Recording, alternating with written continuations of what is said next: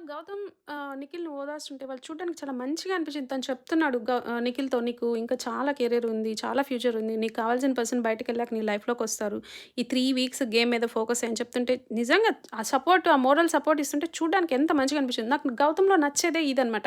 నిన్న రోహిణికి ఇచ్చిన సపోర్ట్ కావచ్చు, ఆ రెడ్ టీమ్‌లో ఉన్నప్పుడు యష్మి ఊరుకూరికే ఏడుస్తుంటే, "యష్మి ఇట్లా ఏడవకూడదు యష్మి. ప్రతిదానికి లీడర్ అంటే స్ట్రాంగ్‌గా ఉండాలి" అన్నీ తన దగ్గర ఈ క్వాలిటీస్ అన్నీ ఉన్నాయి. కాకపోతే తనేం చేస్తున్నాడంటే తను ఒక సోలో ప్లేయర్‌నని ప్రూవ్ చేసుకోవడానికి అందరికి దూరంగా ఉంటూ డిటాచ్ అయిపోతూ, జోన్ ఔట్ అయిపోతూ ఓన్లీ తను సోలో అని ప్రూవ్ చేసుకోవడం మీద తను ఎక్కువ ఫోకస్ చేస్తున్నాడు. నిజంగా ఇది ఒక రియాలిటీ షో అన్నప్పుడు తన రియల్ ఎమోషన్స్ అన్నీ బాండ్స్ ఉంటే ఎలా ఉంటాయి? ఫ్రెండ్‌షిప్‌లో నీకు తేడా వస్తే ఎలా ఉంటుంది? కోపం వస్తుందా? సాడ్ వస్తుందా? అడ్జస్ట్ అవుతావా? ఏంటి నువ్వు అన్నది మనకు తెలియాలి కదా! ఇప్పుడు ఎవరితో బాండ్ లేనప్పుడు అది తనకి ఈజీ ఎవరినైనా నామినేట్ చేయొచ్చు. అదే తను తేజతోనో ఎవరితోనో ఒక క్లోజ్ బాండ్ పెట్టుకొని అప్పుడు తేజ తప్పు చేస్తే నామినేట్ చేస్తే అది మనకి రియల్ గౌతమ్ అయితది గానీ కావాలని దూరంగా